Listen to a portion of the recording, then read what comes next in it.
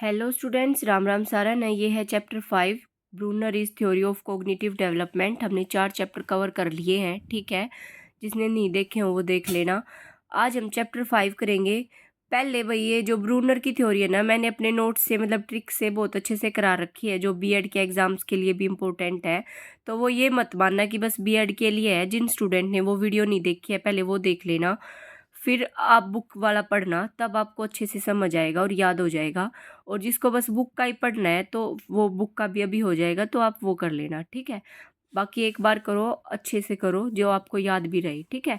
देखो, ब्रूनर की थ्योरी, इसके अदर नेम क्या है फोर थ्योरी के? मॉडर्न कोग्निटिव थ्योरी भी बोलते हैं इसको, डिस्कवरी लर्निंग थ्योरी भी बोलते हैं, कोग्निटिव लर्निंग थ्योरी भी, methods of inquiry based instruction भी बोलते हैं इसको, स्ट्रक्चरल लर्निंग थ्योरी और इन्वेस्टिगेशन थ्योरी भी बोला जाता है। ये जो डबल स्टार लग रही है ये मोस्ट इंपॉर्टेंट है कि एग्जाम में आया भी है, ठीक है। अब है इसके प्रोपाउंडर कौन थे भाई? Jerome Bruner. ब्रूनर का पूरा नाम क्या था? जेरोम ब्रूनर थे, ठीक है। इसकी ये भाई ये जो बिल्कुल ज़रूरी नहीं है कि आप इसको याद ही रखो, पर फिर भी पढ़ लो कि 1 अक्टूबर 1915 को इसका जन्म हुआ था और 5 जून 2016 में इसकी मौत हुई थी, ठीक है ना। मतलब ये एक्सपायर हो गया था। फिर है ये कहाँ का था? देखो ये ब्रूनर है, ईबियाड है, मतलब नर है, नर। वे क्या होंगे? आजकल के नर देखे होंगे कितने स्टाइलिश से नए नए हो गए, है ना। तो नए मतलब न्यूयॉर्क का था। ये कहाँ का था? न्यूयॉर्क, जो कि अमेरिका, ठीक है। फिर है कोग्निटिव साइकोलॉजिस्ट था ये और एजुकेशनल साइकोलॉजिस्ट था। अब है इसकी थ्योरी, एक नज़र में देखते हैं क्या बोला था इसने। कि ब्रूनर ने है ना काम किया था किस पे? पियाजे की थ्योरी थी जो कोग्निटिव डेवलपमेंट की, उस पे, ठीक है ना। Before formulating his cognitive theory, मतलब अपनी थ्योरी बनाने से पहला उसने दूसरे की थ्योरी पे अपना कुछ काम करा था, ठीक है। फिर इसने सोची क्यों ना मैं अपनी ये बना दूं। उसके बाद क्या है, स्वतंत्र रूप से है ना अपने संज्ञानात्मक, उसके बाद उसने क्या करा था, इंडिपेंडेंटली अपनी कॉग्निटिव थ्योरी उसने दे दी थी, ठीक है। फिर है ब्रूनर की जो रूपरेखा है, फ्रेमवर्क जो था, यह है कि सीखना है ना, सीखना क्या है, एक एक्टिव प्रोसेस है जिसमें शिक्षार्थी जो है अपने वर्तमान या पिछले ज्ञान के आधार पर नए विचारों या अवधारणाओं का निर्माण करते हैं। अब कोई भी स्टूडेंट ये वीडियो देख रहा है, सुन रहा है, अगर वो एक्टिव होके सुनेगा तो उसको एग्जाम के लिए याद भी रहेगा और नई चीज़ें, नए आइडिया उसको समझ भी आएंगे।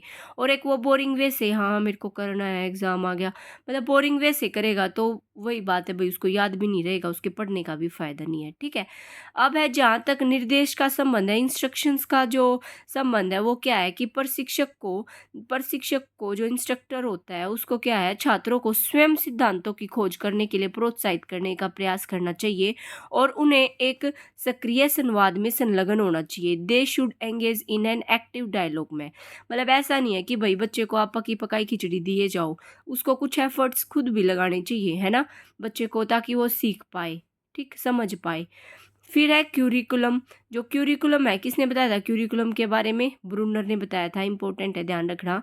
जो क्यूरिकुलम होता है ना, जो हमारा क्यूरिकुलम होता है वो क्या होता है, एक स्पाइरल उसमें होता है। ये बहुत बार आ भी गया है कि कभी भी हम लीनियर वे में सीधे ऐसे नहीं सीखते, हम स्पाइरल वे में सीखते हैं, है ना। तो ये बात किसने बताई थी? ब्रूनर ने ही बताई थी कि एक स्पाइरल तरीके से व्यवस्थित किया जाना चाहिए आपके क्यूरिकुलम को, ताकि छात्र लगातार उसका निर्माण करें उन्होंने पहले सीखा है, ठीक है। फिर है ब्रूनर की थ्योरी को है ना, इज आल्सो नोन है, जिसको स्ट्रक्चर लर्निंग थ्योरी या इन्वेस्टिगेशन थ्योरी भी कहते हैं। 3 स्टेज दी थी इसने अपनी, इन एक्टिव स्टेज, आइकॉनिक स्टेज और सिंबॉलिक स्टेज, ठीक है। इसको याद ऐसे कर सकते हो आप कि भाई आप पढ़ रहे हो तो ब्रूनर है, ठीक है, ये नया सा नाम आ गया, ठीक है। तो नई सी चीज़ खातर आपने एक्टिव हो जाओगे आप, ठीक है। एक्टिव होगे तो क्या हो गया, आप अपनी आईज का यूज़ करोगे ना, उसमें आंखों से तो देखोगे, ठीक है, आइकॉनिक, ठीक है।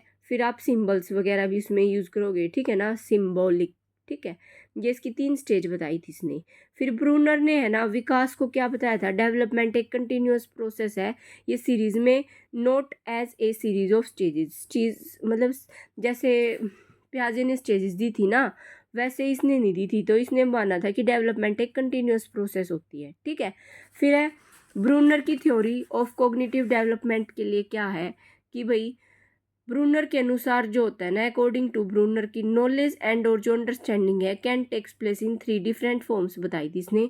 देखो लर्निंग के मोड, इनएक्टिव मोड, आइकॉनिक और सिंबॉलिक। इनएक्टिव मोड में क्या होता है, बच्चा जब प्ले विद ए बुक, जब बुक से खेल रहा है, लर्न थ्रू मूवमेंट और एक्शन, जब आप मूवमेंट और एक्शन से सीखोगे तो वो इनएक्टिव। आइकॉनिक, जब आप सिंबल्स पिक्चर्स का को देख के, इमेजेस और आइकन्स को देख के सीख रहे हो, है ना, तो वो हो गया। सिंबॉलिक होता है जब बच्चा क्या, रीड फॉर रिसर्च, रिसर्च के लिए लर्न थ्रू एब्स्ट्रैक्ट सिंबल्स से सीख रहे हो तो वो सिंबॉलिक। ठीक है, 3 स्टेज होगी, ये तीनों की एक्सप्लेनेशन है। देखो इनएक्टिव स्टेज क्या होती है, ये भी पूछा जाता है कि ये भाई जीन पियाजे की कौन सी थ्योरी से रिलेटेड है। तो इनएक्टिव स्टेज है ना, जो जीन पियाजे की पहली कौन सी थी, सेंसरी थी ना, तो ये सेंसरी उससे है। क्वेश्चन आएगा जीन पियाजे की जो सेंसरी मोटर स्किल थी, है ना, जो वो थी, वो ब्रूनर की किस अवस्था से मिलती है, वो पहली अवस्था इनएक्टिव से। ठीक है, अब है, इसको ऐसे ध्यान रख सकते हो, याद रखने की भी जरूरत नहीं है। पहली इसकी इनएक्टिव है, पहली इस जीन पियाजे की सेंसरी है ना। तो ये क्या है, जन्म से 18 महीने तक होती है, बालक अपने वातावरण को क्रियाओं द्वारा समझता है। ब्रूनर की यह अवस्था जो है पियाजे की सेंसरी मोटर स्टेज से मिलती है। और ये लाइन इसमें गलत है भाई, ठीक है ना, ये काट लेना ये वाली। ठीक है, नॉलेज क्या है, is stored as muscles memory, muscle memory में इसमें स्टोर होती हैं। Knowledge is represented through action, से नॉलेज रिप्रेजेंट की जाती है, जैसे कि हाथ पैर चलाना, पकड़ना, मोड़ना, काटना। ठीक है, बच्चा यही हरकतें तो करता है 18 महीने तक।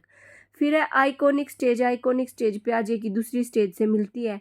दूसरी स्टेज कौन सी थी, प्री ऑपरेशनल थी, है ना।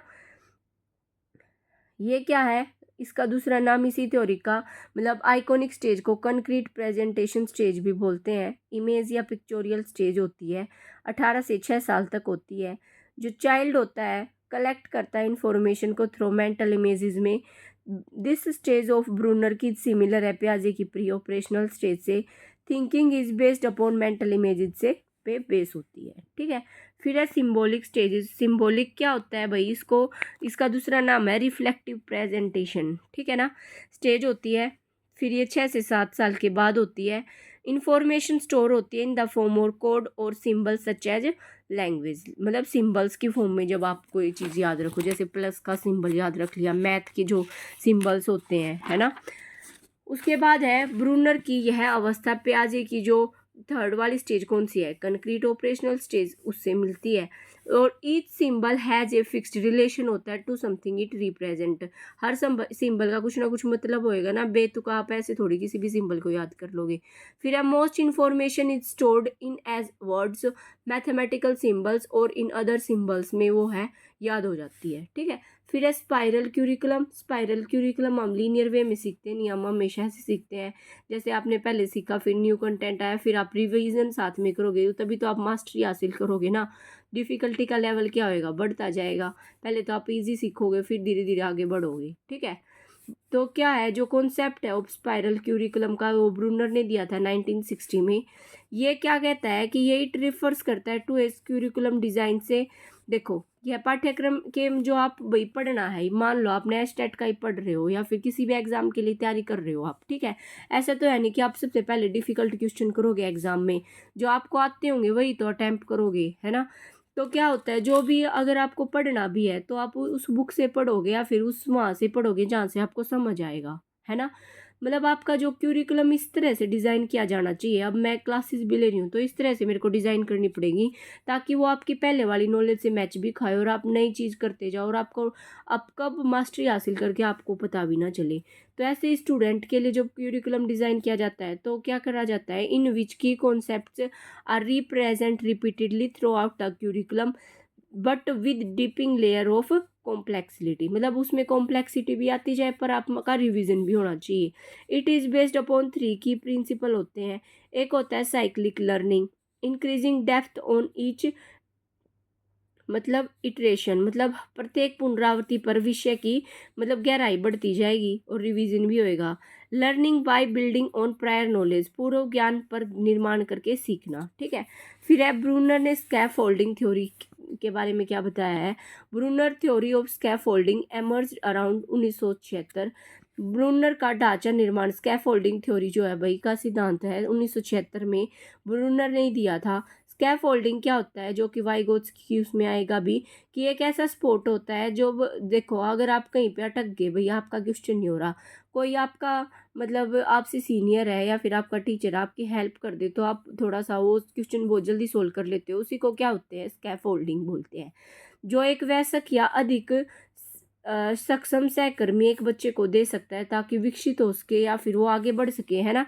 ये थ्योरी क्या कहती है कि बच्चे को स्वतंत्र शिक्षार्थी बनने के लिए शिक्षक और माता पिता से समर्थन और सक्रिय सहायता की आवश्यकता होती है। आप अकेले थोड़ी कुछ कर सकते हो, गुरु की तो सबको जरूरत होती है। जब बच्चों को समर्थन मिलता है तो वे क्या करते हैं, अधिक स्वतंत्रता और आत्मविश्वास प्राप्त करते हैं, कॉन्फिडेंस आ जाता है उनमें। स्कैफोल्डिंग इज गिवन, जो बच्चे को स्वतंत्र होने तक स्कैफोल्डिंग दी जाती है, मतलब उसको सहारा दिया जाता है। जब आपको वो चीज़ आ जाती है तो आपको स्कैफोल्डिंग नहीं दी जाएगी, है ना। फिर है अकॉर्डिंग टू ब्रूनर, ब्रूनर के अनुसार क्या है कि जो डेवलपमेंट है वो इन्वॉल्व करता है mastery of increasing more complex mode of thinking from enactive to symbolic. जब आप इनएक्टिव मतलब फर्स्ट स्टेज से लास्ट स्टेज तक आते हो ना, तो आपके जो कॉम्प्लेक्सिटी का लेवल है ना वो मतलब बहुत अच्छे जोन पे चले जाते हो, आप बहुत अच्छे डिफिकल्टी लेवल तक पहुंच जाते हो, ठीक है। क्यूरिकुलम जो होता है ना should be organized in spiral manner में होना चाहिए, हमेशा वो लीनियर वे में नहीं होना चाहिए। क्यों होना चाहिए, ताकि छात्र जो कुछ भी पहले सीख चुका है ना उस पर लगातार निर्माण कार्य करे। शिक्षार्थी अपने स्वयं के ज्ञान का निर्माण करता है और कोडिंग प्रणाली का उपयोग करके सूचनाओं को क्या करता है, व्यवस्थित करता है और वर्गीकृत करने का काम करता है। यहाँ पे आपका ये चैप्टर कंप्लीट होता है, ये मोस्ट इम्पोर्टेंट चैप्टर है, ठीक है। और अगर आपको भाई समझ आया तो आप फीडबैक जरूर दिया करो, आपको कैसे समझ आया, चाहे एक कमेंट करो, वो मेरे लिए बहुत इंपॉर्टेंट और मोटिवेशन मिलती है मेरे को कुछ आगे करने की, ठीक है। तो thank you so much, all the best for your exam.